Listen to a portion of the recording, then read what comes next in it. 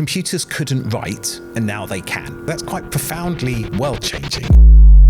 Anytime a technology speeds up fundamentally human activity, that changes the world. 2700 BCE, the abacus is invented, changes the world. The printing press changes the world, is the Reformation, the Renaissance. The steam engine, electricity, radioactivity, the internet. Why do I think large language models will change the world, and the most important technology since the internet is because in some ways it's scary though. Oh my God, it's going to kill us all. It's going to steal all of our jobs. I want to talk a little bit about the fact that you grew your business so rapidly. It was literally two of us sat around a table. By the time I sold that business, there were 250 people working, 25 million turnover, 5 million profit a year. We humans are programmed for the simple, easy answers, but actually most of life isn't a simple, easy answer. It's a constant struggle.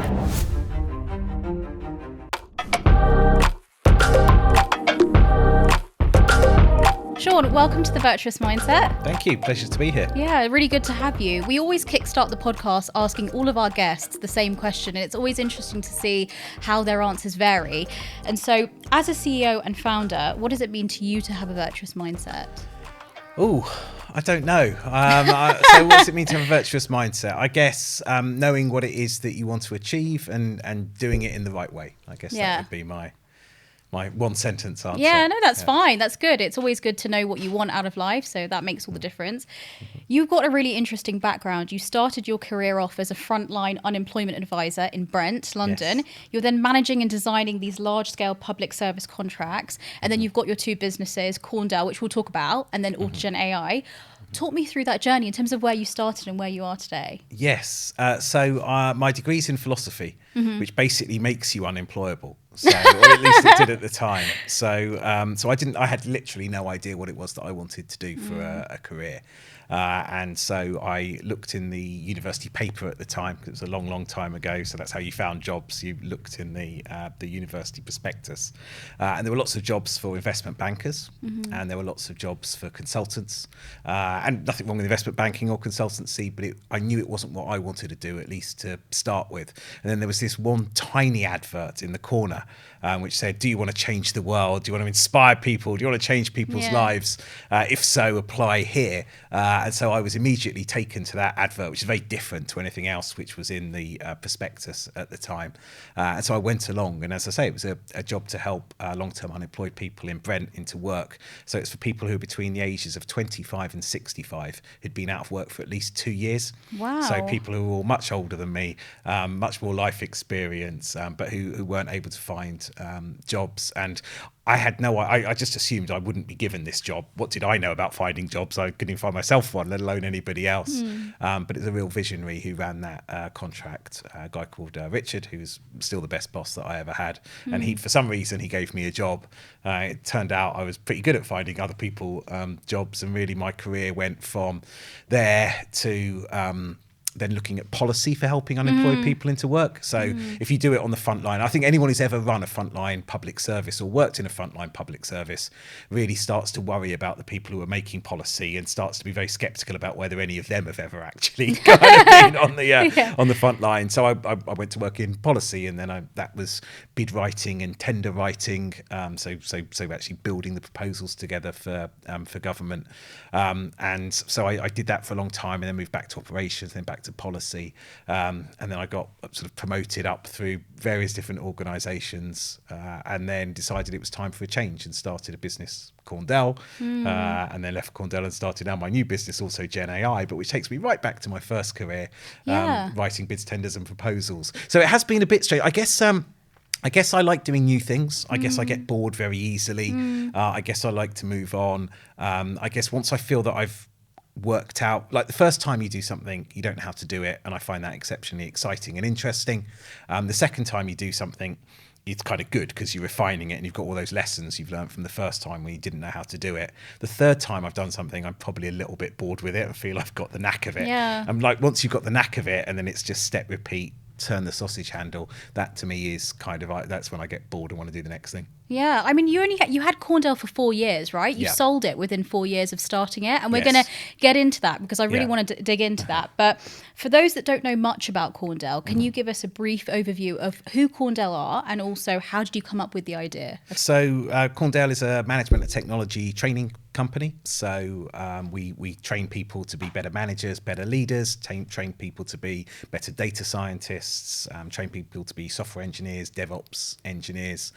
We really came up with that idea. There was in 2017 a new tax was being introduced called the apprenticeship Yeah, I read levy about this. Yeah. tax.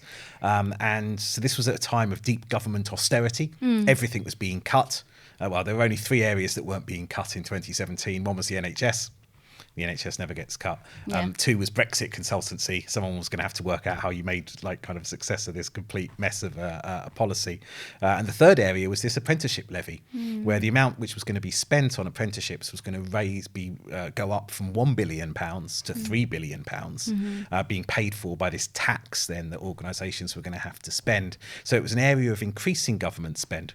But critically, the decision about whether that money was going to be spent was going to be taken out of the hands of civil servants and put in the hands of HR directors and corporate development directors and finance directors in big corporates. And so the sort of training you were going to need to deliver would have to appeal to those and give actually genuine bottom line value for those organisations. So I was actually working as an advisor to a software provider who was working in that sector at the time, and they said, Sean, who's gonna win in this new environment? And I said, that's easy. It's going to be people who are delivering brilliant quality training and people who understand how to present brilliant quality training to corporates, and people who are able to do it compliantly to meet the bureaucratic rules of the apprenticeship levy. And so the company I was advising said, well, can we go down the list of training providers then and work out who are the people who meet those 3 criteria? I said, yep, no problem at all.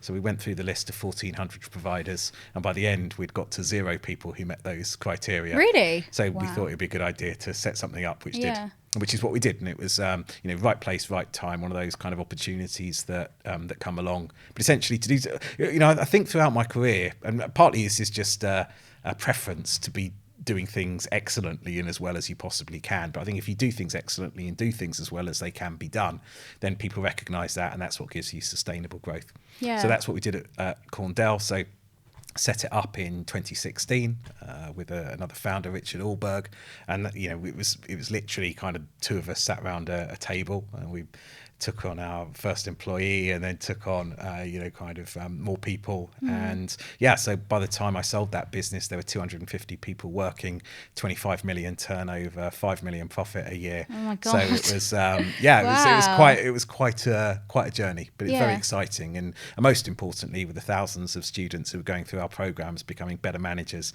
better leaders, better technologists. Yeah, you've touched on some really interesting points, and I want to start off really with the fact that you talked about you've come up with a solution to a problem effectively. You've identified there's an issue and you've come up with the solution. So how do you know from an entrepreneurial standpoint which idea to pursue? Because oftentimes that's what's the difficulty, and you don't know which one to go ahead with. Yeah. So what are your thoughts on that? Keep pursuing ideas until you find one that works. So ideas I find ideas really interesting. Yeah.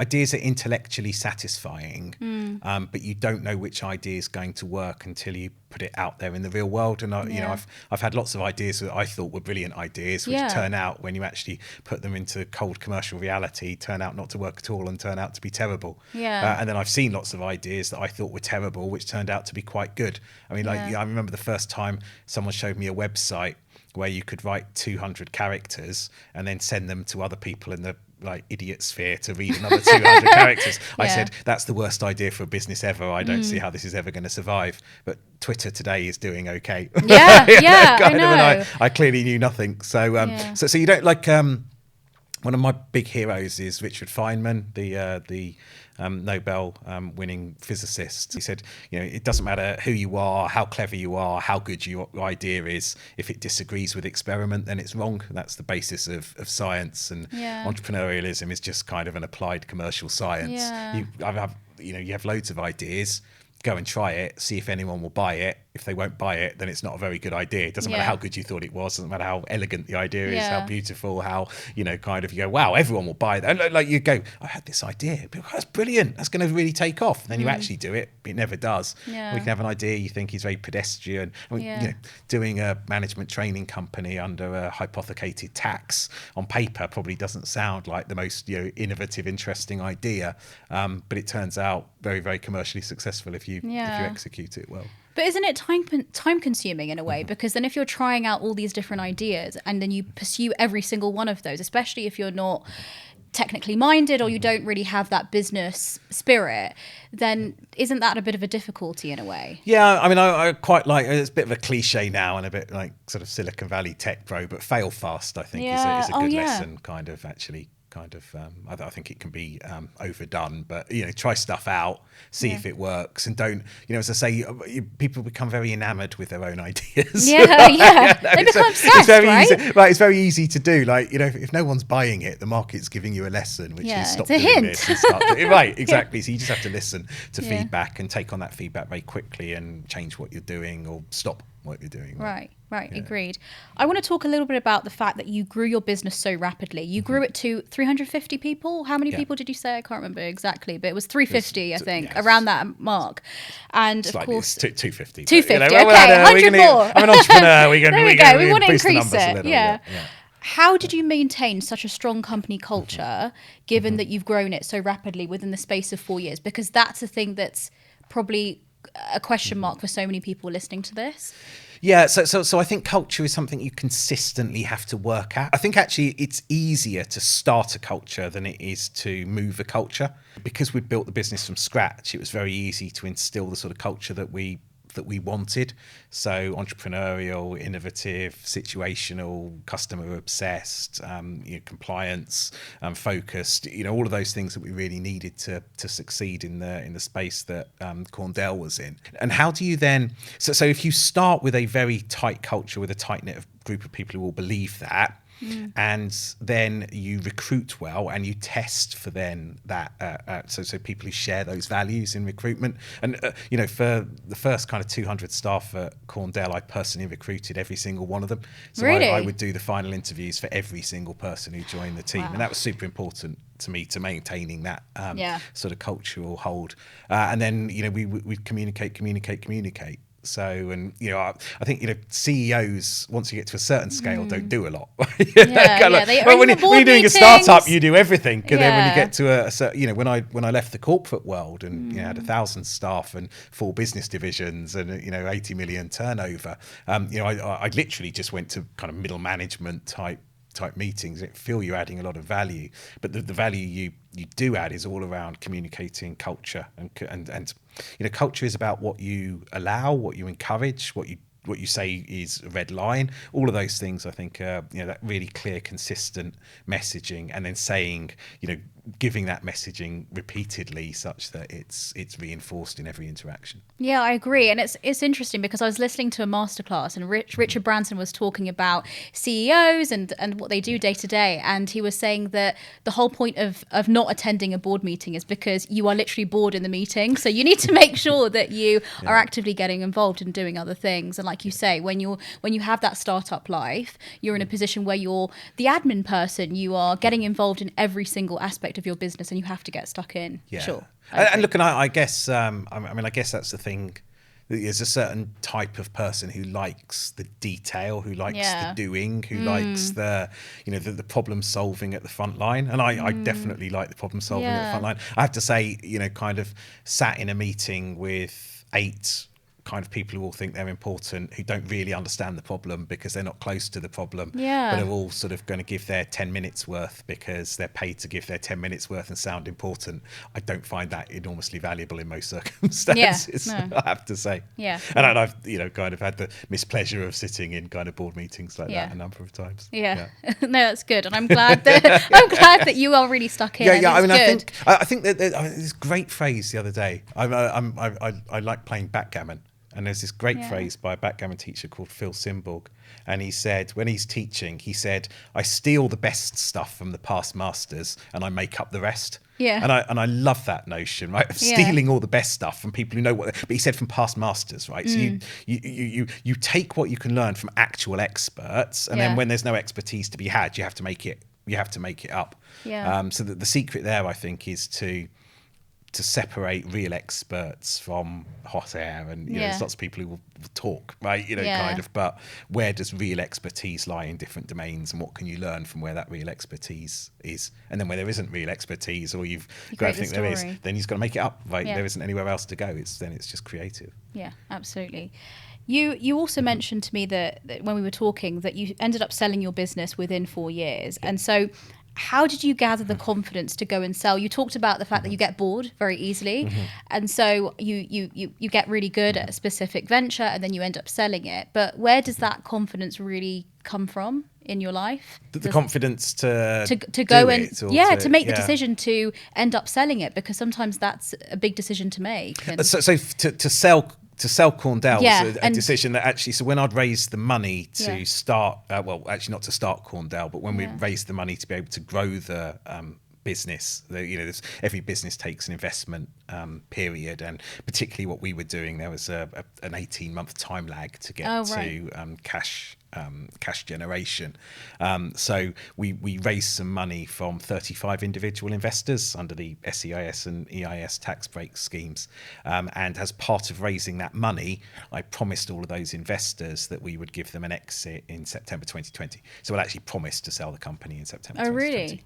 Okay, no, that's interesting. You had to stick to it. I had to make good on that promise to our investors. Yeah. What about those that are in a position that was perhaps similar to yourself, and they're in the predicament of wanting to sell their business, but they don't know what they're going to do next? There's that uncertainty. Like you obviously set up another business. You're in the AI space. We're going to talk about that. Yeah. But what advice would you give to those that are in a similar position? Yeah, I mean, I think a lot of people, and look, bear in mind, I understand this is a ridiculously privileged position. So, so please take that on board with. I know it's a ridiculously privileged position. A lot of time, you think selling the business is going to be the be all and end all, right? Kind of when you don't have money, you think that all of your problems are going to be solved when you've got money. And so often, of course, selling a business is a life-changing then amount of money, and then you realise, of course, that all your problems are not solved by having money, and that kind of you're still exactly the same person as you were before you sold the business, only now without the business. So you still got these kind of existential human questions about what do I do next, and what's meaningful, and how do I get happy, and all of those sorts of things. Those things don't change. I mean, you don't have the same sort of material worries you might have had kind of beforehand. But those things don't change. So I definitely wasn't kind of that. I didn't have that. A lot of entrepreneurs talk about that. Sort of like sinking depression the day after they sell their business. It's sort of, oh my God, what am I going to do next? And I stayed with Corndale for another year. And then when I left Corndale, I was, what do I do next? And so I retired for 3 weeks, but I was pretty bored. 3 weeks. Yeah, I was bored, kind of. And then I found large language models, and I was just too excited by that. And, so a very fortunate position that I didn't need to work, but I wanted to. And I realized that, sitting around on the sofa twiddling my thumbs was, I'm not, I don't know how long I've got left to live, but that wasn't going to be, that wasn't a plan for a number of decades. You want to go out and do interesting things with interesting people and make a mark on the world and all of that sort of stuff. Yeah, definitely. So I don't know if that answered the question. No, it does. It does. And I think let's talk a little bit about those language models that you've mentioned in relation to Autogen AI. Again, I've done a bit of research into Autogen AI, but for those that don't know, can you give us a brief overview of the business? Yeah, so we're using generative artificial intelligence, large language models, so these new advances, incredible advances in AI to help organisations to write bids, tenders and proposals faster and more efficiently. So, organisations spend, in some cases, hundreds of millions of pounds writing bids and tenders to win work. And we are trying to bring down the cost of doing that and increase the amount of work that people win by using our software. Yes, and also the other thing is that you're speeding up that entire process, isn't it? So traditionally it would take days and days to get that work done, but you're doing it in a matter of minutes. In some cases, years. Okay. If you were doing a big complex public service bid, you might do that over 2 years. Oh, that's If quite you're a considerable amount of time. bidding to run a railway line or something, those are in many cases 1.5 to 2 year bids. So there's significant investment of time and money. Okay. I want to talk a little bit about the technology itself, because you've mentioned on your website and thinking about the wider picture that Autogen AI's technology is going to transform the world in the next decade. How is it going to do that? So I think we said that large language models will transform rather than our implementation of them. But let me give you a thesis. So and I do this as a kind of like humanities graduate rather than a techie. So I should say I'm not a techie, I'm a humanities graduate. So computers couldn't write, and now they can. Like, that's profound. Like, I'm really, really used to a calculator, a computer being able to add up or multiply faster than I can. And, I was kind of comfortable with that. It could do it when I was born. So we're kind of born with it. Something we're born with is, I spent a long time, large part of my career writing. I considered it distinctly human and fundamentally human. And I didn't think a computer was ever going to be able to do it. And then, as I say, September 2021, I started looking at large language models. And I'm like, oh, goodness. Computers can now write faster than us, and in many cases better than us, right? So that's quite profoundly world-changing, right? Computers can't write, now they can. And I'm going to suggest to you that any time a technology speeds up many times over a fundamentally human activity, that changes the world. So why which technologies are going to change the world and which aren't going to change the world? The ones that are going to change the world are the ones that speed up fundamentally human activity. So 2700 BCE, the abacus is invented. So what, right? The abacus. Well, the abacus allows you to do addition and multiplication faster. So what? I can do addition, multiplication faster. Well, that allows you to trade faster, which allows you to do more complex trade. And guess what? Trading stuff, me swapping some sheep for some chickens, for some carrots, that's a fundamentally human activity. And when you speed that up many times over, that starts to change the world. The abacus changes the world, right? The printing press. The printing press speeds up the sharing of ideas. And sharing ideas is a fundamentally human activity. When you speed up sharing ideas many times over, you change the world. The printing press changes the world. It's the Reformation, the Renaissance, the Industrial Revolution, the Scientific Revolution, right? The steam engine. What does the steam engine do? It speeds up manufacturing and it speeds up locomotion. Turns out making stuff and going places is fundamentally a human activity. When you speed that up many times over, that changes the world. Electricity speeds up powering stuff, making stuff, changes the world. Radioactivity speeds up the conversion of matter to energy, changes the world. The internet, right, in my lifetime, right? Kind of that speeds up the sharing of information, changes the world. So we've got this new, so we've had lots of different technologies kind of which have come and gone, and there's fads. Why do I think large language models will change the world, and the most important technology since the internet is because it's fundamentally human, the creation of ideas, the creation of words, creation of content, writing, sharing ideas, and it speeds it up many times over. Okay. So that is it is clearly the most profound thing that I have seen since the internet. And I'm in large language models because I find them exciting. I don't find them exciting because that's what I'm doing, right? It's the direction of causation is that as I say, I was retired. And then I saw them and I was like, oh my God, I have to work with this technology. This is going to change everything. It's going to be so exciting. Just for those that don't really understand what a language... Large language. Sorry. So really? it can write. So like ChatGPT would be. Right. So when we took our product to market about 6 weeks before ChatGPT came out. And people looked at us like we were magicians. And then ChatGPT came out, and suddenly it was like, okay, we get it now. We understand what it does. So, computers simply couldn't. Kids won't understand this in 20 years' time, right? But you go, because it would be so obvious, but you go, computer, if you'd asked a computer to write a novel or write a poem or write a marketing guide or write an answer to a podcast question, computers couldn't do that. Prior to kind of like the 2020s, and then suddenly they could. But it won't make any sense to them. It'd be like being born after the internet. It doesn't make any sense. Or being born after television or being born after electricity, right? It doesn't make any, you sort of know there must have been a time before that, but you can't imagine it. So we're right at the start of that revolution with computers being able to write. So computer generated books, computer generated podcasts, and I'm talking kind of we work in the language area, but you're already seeing it with artwork. You're seeing it with films. You're seeing it with voiceover artists. Just this incredible power of creation. And people going, oh, it's not as good as humans. Oh, it's a bit rubbish at the moment. So, well, do you know, some of it isn't. Clearly, we're right at the start. Right, yeah. we're right at the start of that journey. Yeah. Imagine what it's going to be like once we move a few years in. Yeah. In some ways it's scary though, because if we think about it and we flip it on its head, thinking about the negative impacts of AI today, the loss of jobs, if things are being automated and you can write novels without an author being able to think of those ideas, or the shift in the human experience, how are you as an entrepreneur going to overcome some of those objections, especially being in the AI field? What are your thoughts on that? Yeah, so look, I should say that I think this technology, like all technology, is fundamentally about augmenting humans rather than replacing them.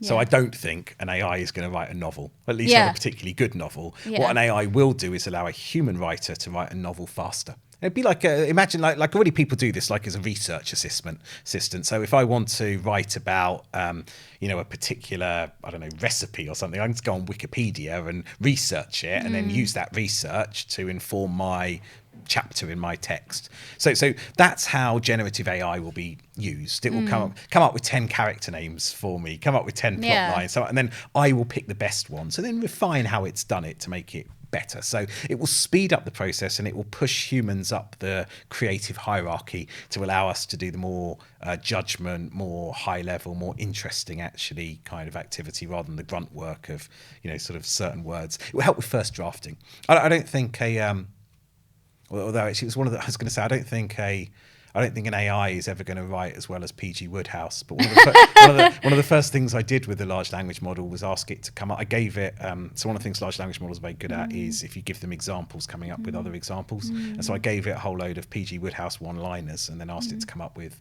new one-liners. And of course, of the next 10, 8 were kind of rubbish. They'd got the form of it, but they hadn't got any of the deeper understanding of what made a PG Wodehouse one-liner brilliant.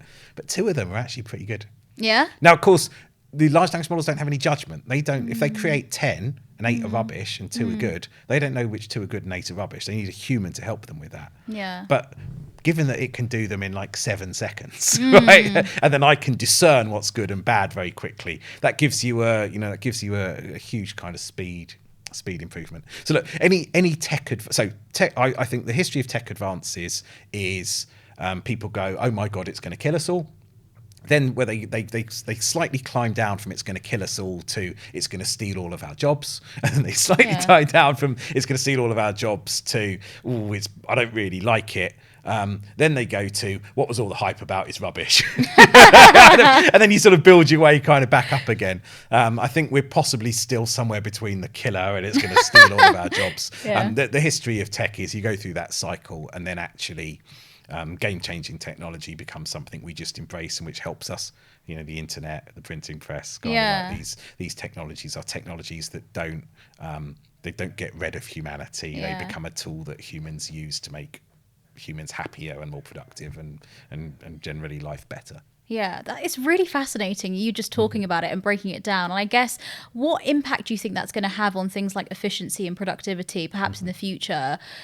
How do you think it's going to aid some of those? Yeah, so I think it will make writing faster and it will make writing better because humans will still be fundamentally involved in the process and they will be able to spend their time on things like judgment where you want higher level human intelligence. Look, and don't get me wrong, I mean, I'm not naive about this. In the meantime, people will be flooding the internet and flooding Twitter with bot spam, which is just people using the AI to just come up with superficially plausible sounding stuff that's actually nonsense or wrong. And so don't get me wrong, that will definitely happen, but humans are a smart species. We'll move past that and we'll get to using it for much higher level activity. And I think similarly as the internet of course gave a proliferation of dross content, but it also then gave this proliferation of very high level people started to learn what was a trusted source and what was not a trusted source, and I think the same thing will happen with large language model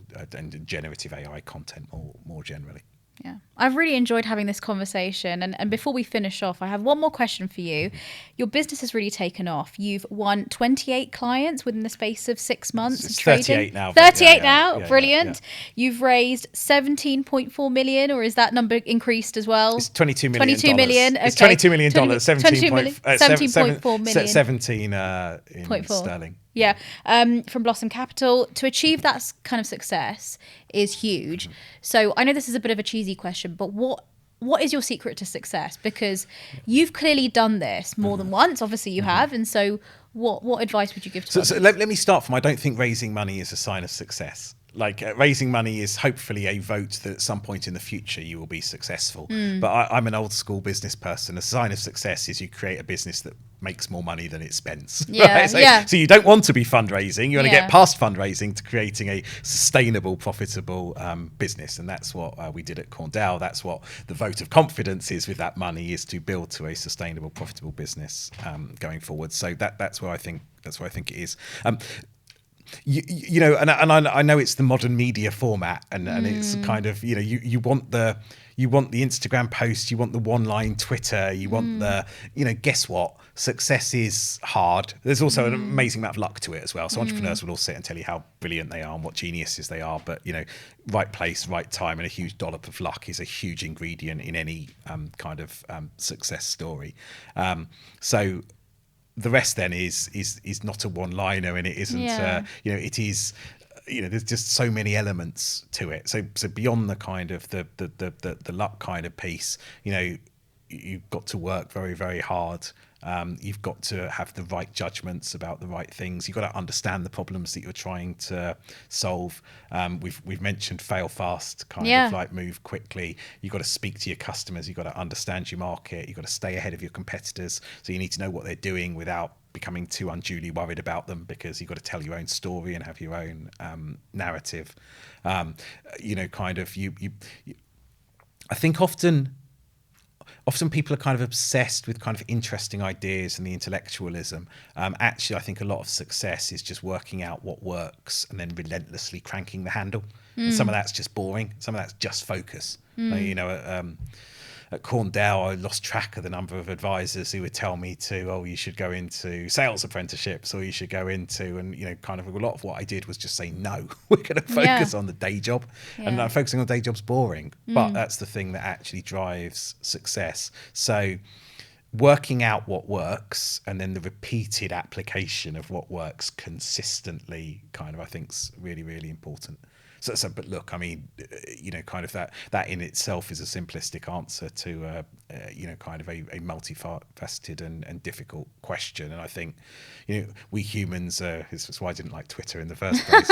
we humans are kind of programmed for the simple, easy answers. But actually, most of life isn't a simple, easy answer. It's a constant struggle and a constant reinvention and a constant working out of the next answer. And once you kind of accept that, then, you know, kind of you get past magic wands and get to reality. Right? Yeah. No, definitely. This has been a great conversation. Thank you so much for coming on. No, real pleasure. Thanks for your time. Brilliant.